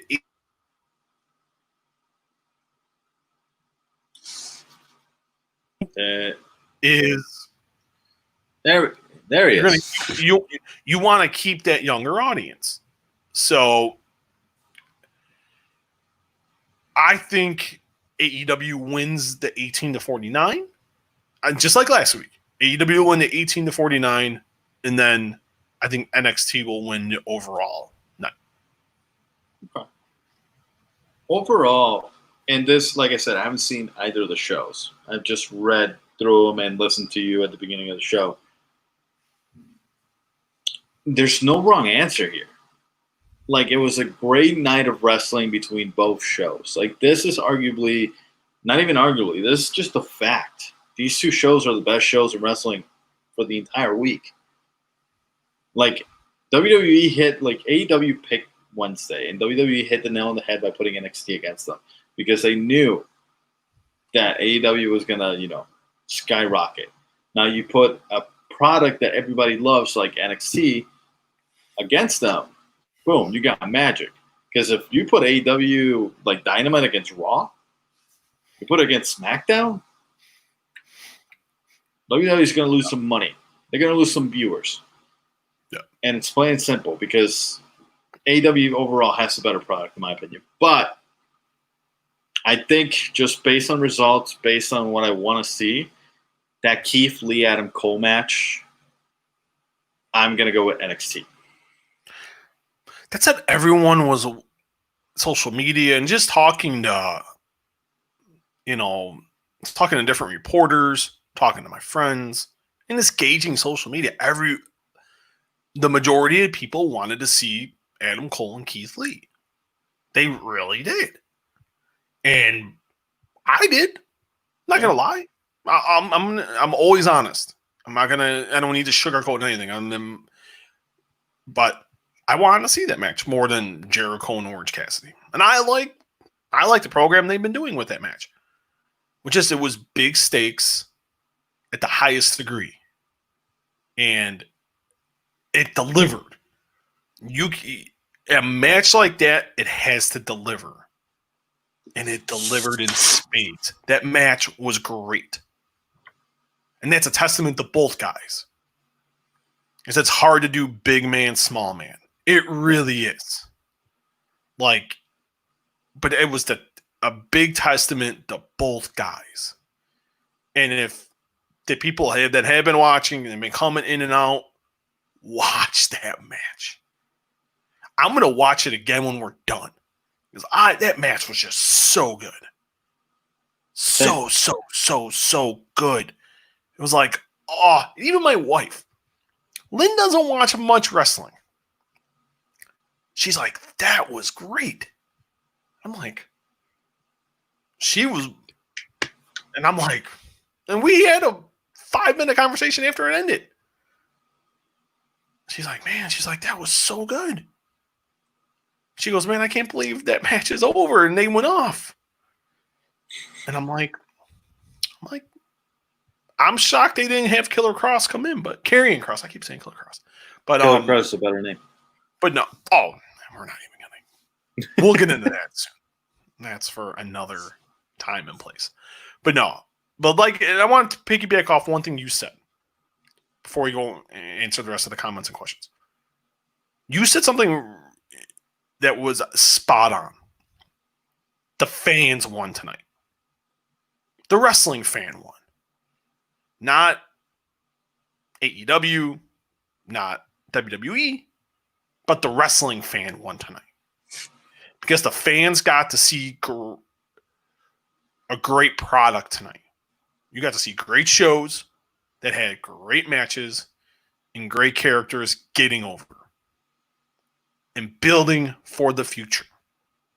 Because this is what it's all about, guys and girls. Building for the future. What we need to be seeing more on Raw, Monday Night Raw, and more what we need to see on Friday Night SmackDown. Building to the future. So NXT is doing, and that is what AEW is doing. The winners tonight, yeah, there's going to be a winner and loser tomorrow. I won. At 4 Eastern, 3 Central when the ratings come out, 1 Pacific. There'll be a winner. There'll be a loser. I won. You did not win alone. The fans won. We all won. We won. God damn it. We won. All right, let's get into these comments. I'm going to break something putting this back. Oh, don't break anything. Well, that's not good. All right, we're good. Let's get into the rest of the comments and questions here. All right, let's see. If my computer would, no. Hopefully the match quality. This is from Nick. Hopefully the match quality is better than Moxley versus Hager because it was awful. I didn't hate the Moxley Hager match. I only hated it because it went like 6 to 8 minutes too long. It didn't need to go as long as it did. That match could have went 15, 16 instead of going like 20. I think it was like 24, 25. It was somewhere around that time. It was like 6 to 8 minutes too long. I just remember that in my head. I'm like, so you know when a match climaxes, it hits its peak, and when you need to go home. Yeah. That match, it needed to go home, and it didn't go home when it should have. The match was good. It wasn't. This is a big match for Cage. Cage has a real good chance to shine here. So I think he's a better overall worker than Hager. So we're gonna see. We're gonna see how good Brian Cage is next week. I think Jungle Boy versus MJF should be like Tommy Dreamer versus Raven. Raven beat Dreamer every time until Raven left for WCW. Dreamer got a huge pop when he finally beat Raven. I think they're waiting until fans come back to give Jungle Boy the big win over MJF. I think they're waiting until... That makes me think. I never looked at it as Raven and Dreamer. That is a great observation. That's why you should watch. And I'm gonna plug Nick again. That wrestling show. Watch when it comes back from quarantine. Nick should be doing stuff on Facebook Live. Come on, Nick. I'm telling you. But no, Nick does a great job. And that's a really good observation. It's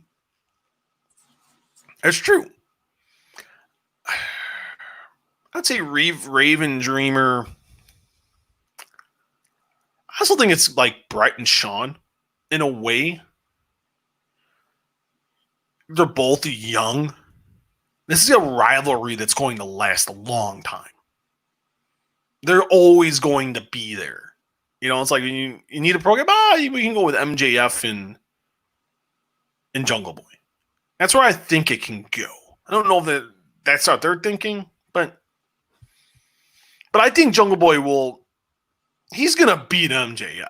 I'm not going to deny that. No, I think that'll eventually happen. But no, hopefully it's a very good observation. Yeah, hopefully not anytime soon, just because you should be building MJF to be the top heel in the company to the point where, yeah, he is in the fan, like in the eyes of the fans, but you got to get him to that main event. No, absolutely. So I agree with that. Tazzel's a good commentator. Click there. Tazzel's a good commentator in WWE until he didn't care anymore when they threw him on the ECW revival. Then he phoned it in on TNA. Once they put him on ECW, absolutely. Like his stuff on SmackDown was still okay. But like he's admitted he went to TNA for the money. He was just glad to get out of WWE. Like I don't think his stuff in TNA was bad. It wasn't great. But there were spots where Taz was good in TNA with Mike Tenay. I thought he was great totally, I'm not going to totally understand. The Aces and 8 angle was pretty good with Forum. Ooh, maybe that's coming back. Dun, dun, dun. Okay, we already talked about Phoenix. Okay. The 8-man tag was really good. I can see some fans complaining about it already, though. I'm not surprised. It's just funny because NXT does the same type of matches and nobody complains. It's hypocrisy. Honestly, here's the thing with wrestling fans. Wrestling fans can't just enjoy the goddamn product. Like, they always have to crap on something. Like, you didn't like the match, just say so. Hey, I didn't like how they did this. Okay, fine. Move on. Don't spend 20 minutes on Twitter arguing with, like, people. Just enjoy the show. See it for what it is. You don't like 8-man tag match? Go to the other show. That's what you got to today. Plain and simple. I don't know. But no, they rather literally sit there, watch it if they don't like it, and then bitch and moan about it on Twitter. You're not wrong. God, I hate wrestling fans. I say this about the wrestling fans. They're the most passionate fan base. Like, if you look at UFC fan base, Bellator fan base, you look at boxing fan base, you look at the 3 of the combat sports and entertainment entities, man, I will take the pro wrestling fan base is the most passionate all day. So I love it. It gets a little rowdy. It gets a little out of hand. You're not wrong. But I love the passion. It's because they care. They do always find something to nitpick. They always find something to complain about. There's no doubt about that. But that's why I love it. You know me, man. I love the chaos. Oh, same. At the same time, I'm that guy that loves chaos, but at the same time, it's like, God damn it, now they're taking it too far.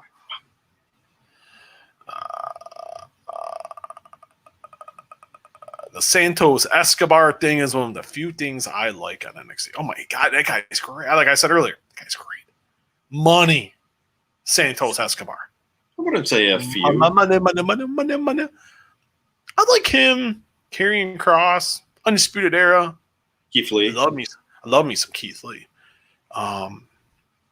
For some reason, I'm very intrigued. There's a lot of good things on NXT these days. Io, Gargano, and Candice. I like their act right now. Gargano is a heel. I didn't think could be done, but it's been a job well done. Here's something that I just remembered that I wanted to ask you while we were live on the show. This comment reminded me of one thing. Few things that I liked in NXT. You know what was a thing that I liked when she was in NXT? Shayna Baszler. Or Baszler. Shayna Baszler. What the hell happened to Shayna Baszler? Like, is she injured? Is she gone? No. Like, no. She's on Main Event this week. Oh, God. Apparently Vince McMahon is not a fan. This kind of really hit a crescendo at Survivor Series in the main event of the show with Becky Lynch and Bayley. Baszler won the match, but it was a very irate Vince McMahon when the match was going on. She got the blame, rightfully so, and she didn't look good. Her style doesn't. Okay, I'll say this. When you look at the style of Sasha Banks, Io Shirai, Charlotte Flair, Kairi Sane, Asuka, they all have their style. Baszler has a different, unique catch wrestling style that she only knows one way. Maybe that's on her. It's also on. She's been in the NXT system long enough to where they should have been working with her. I kind of blame both entities in that situation. And the match was a clunk. It wasn't good. The crowd was pissed. Looking at watching everyone, like a lot of pissed off people. Don't blame them. Match wasn't good. Match was pretty horrific. Worst match on the show. And Vince was not happy. She got the blame. As she should have. And you look at what happened. She was supposed to win the Rumble. Let's think about that for a second. Oh, yeah. She didn't get the Rumble win. Went to Charlotte Flair. So she can go to NXT and face Rhea. Charlotte didn't need the momentum. Shayna needed the momentum. She didn't win the title at WrestleMania. We know why. And was supposed to win Money in the Bank. She didn't win Money in the Bank. She's been off TV until this week on Main Event. Vince is not a fan. I think Shayna can talk. She's a great on the mic. She's just not very good in the ring. And you can see at the Elimination Chamber, they kept it short, sweet, and to the point. They didn't have her do much. She played her hits. The hits got over. Beat Asuka. Pinned her right in the middle. Pinned her clean. But I can get why Vince isn't a fan. But that means they have to work with her. Play to her strengths. Because she can make you a lot of money. I think, I don't know. It's an unfortunate one. Because I think she can make them some money. It's the magic word of patience with the old man. Yeah, and I think I think it's a combination of her and them. And then I'm not going to blame one entity in that situation. All right, and we will end with this because this was a big deal last week. What do you think about Saurav Gujar of India's Sheer spoiling that Keith Lee won the title last week on his Instagram? Now, if people don't know what Nick is talking about, Gujar put on Instagram a picture of Keith Lee because they filmed tonight's NXT after last week's episode of Keith Lee winning the title. He had taken it down immediately. And he got in a lot of trouble. They were not happy that this got out. Because it made the rounds. I asked. They confirmed it to me. And I'm like, oh. I'm like, did you film 2 finishes? I asked. I'll let the kid out of the bag. And they said no. That's the finish they went with. I don't. When I look at initially, I was like, man, what the hell? What is Gujar doing? But then, like, I thought about it for him, and I remember I was eating lunch that day, last Thursday, and I'm like, you know what? I play more of WWE here. Talent shouldn't have been allowed to have their phones. This is a situation where you got to act like you're in high school when you walk into the building and be like, hey, put the phone here. We're putting the phones in like a container or a bin. Don't spoil anything. This doesn't happen. Your biggest match in NXT history got leaked. Your result got leaked because of an idiot. Plain and simple. Survav Gujar acted like a complete idiot. WWE also acted like complete idiots. And this is why. For the reason I said, and also the fact you couldn't wait another day to tape this. Could have waited until Thursday. Then I don't think this happens. I really don't. They're both to blame here. I thought it was really, really crappy. It was horrible. It ruined the finish. I tried not to look at it, but then I got people asking, oh, what do you think of Gujar doing this? And it's like, oh, come on. I'm like, because I saw some sites at all sport, and I'm like, okay, I didn't click on it. I hate spoilers. Not a fan. I somehow managed. Then I have like people texting me and being like, man, what is WWE doing? And I'm like, what is Gujar thinking? And I'm like, oh man, that like bummed me out for a while on Thursday. I was pretty bummed. I was pretty mad. I was mad at both entities. And it's unfortunate. It didn't take anything away from the match. Because I still thought in my mind, okay, maybe I'm getting hoodwinked here. And I was really hoping I got hoodwinked. And I said it to my wife. I said to Len, I hope I got lied to. I don't like sources lying because I will never go back to them. I'm like, man, this was like the one time I'm like, please, I hope you're lying. Please, I hope you filmed 2 finishes. They didn't. But it didn't take away my fun of the match. Because the body of work was great. That match was fantastic. I know people probably going to have their different reasons. Oh, it wasn't. I mean, it's all subjective. I get it. But no. I thought it was real crappy of Saurav Gujar. Really crappy at WWE. I blame both sides here. Because I would have just taped it on Thursday. I didn't know this happened. Oh, man. I had no idea. It's depressing. I just was like, no need to post anything about it. It was just like.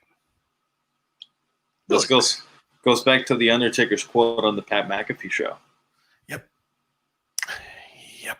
And use social media too much. Yep. And we will end there. Man, that made me bummed out after it was a great almost 2 hours, but no. Thank you everyone for watching. You can, if everyone that watched on YouTube, like the video, and also subscribe to the video. We got a lot of subscribers here in the last week or so. So definitely click the like button, click the subscribe button. Have an interview I have up there with Chris Jericho, the former AEW World Heavyweight Champion. I'm glad I found that audio. I will say that. I don't want to ruin it, but I had fun with that interview. And I know Chris liked it because me and him talked a little bit after the fact, and he definitely wants to do it again in the future. So hopefully we'll talk to Chris in the near future. You can also, if you're watching on Facebook, like the post, leave a comment, like the Facebook page, and also follow the page as well. We're almost at 1,000. We need 5 more. We're at 995. You can find us on Twitter at Walkway Fight. And Daryl, where can the fans find us on the gram?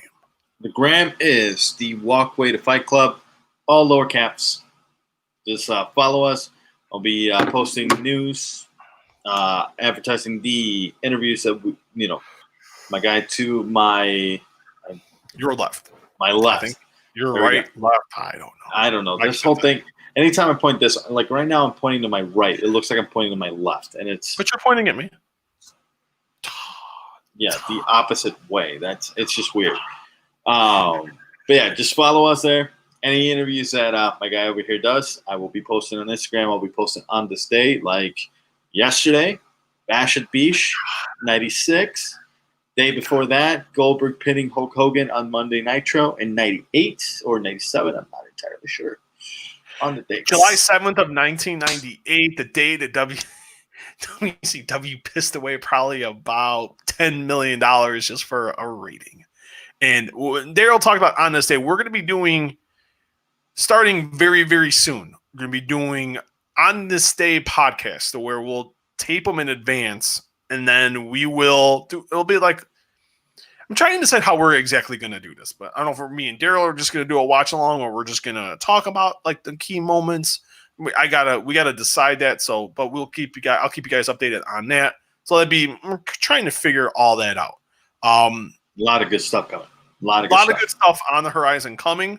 You can also, if you want to listen to the audio of this podcast, it will be up tomorrow morning. It'll be up on all your favorite podcasting platforms, iTunes, Spotify, and a bunch of other ones that I really don't know about, which there's amazing. There's so many places that you can drop audio and have a podcast. So I think that's kind of cool. I think it's pretty cool. Everyone can make some money in it or just want to pump on a podcast, which I think is pretty cool. And I have no problem with that at all. I think that is absolutely fantastic, except for Stitcher, because they suck. I got to leave my hatred for Stitcher still alive. I don't know why they didn't accept the podcast. Just look in the camera. Don't go on Stitcher. They suck. They do suck. But the Jericho audio was on there as well. Got a lot of great stuff coming up. We will have a UFC 251 Masvidal, and I'm saying Masvidal. No disrespect to Kamaru Usman, but we know what the A side is for UFC 251. Jorge Masvidal, Kamaru Usman for the UFC welterweight title coming up on Saturday night. We'll have a preview for that by fight time on Saturday night. That will be a great fight. And I've been getting asked, are we doing a podcast? I don't know yet. My internet in Michigan, Daryl, is horrific right now. It is like, on a scale of 1 to 10, it's like a negative 525,525. It is pretty bad. And I tried to talk to the provider today, and I haven't had this conversation with Lynn yet. So I had a chat with them on my phone, like through they have like, it's like Facebook Messenger. And I'm like, it's Frontier.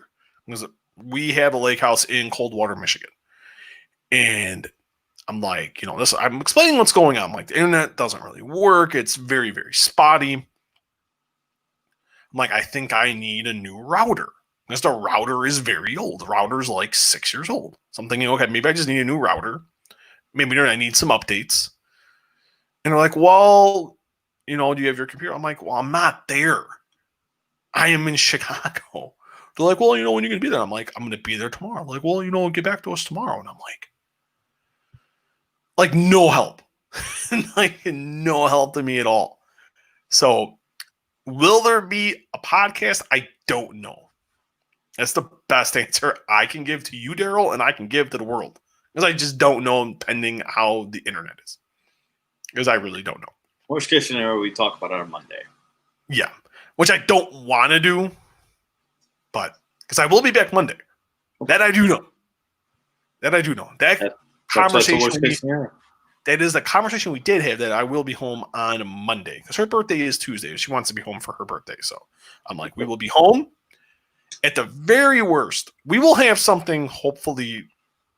I'm praying to God we have a UFC 251 preview and a UFC 251 recap show.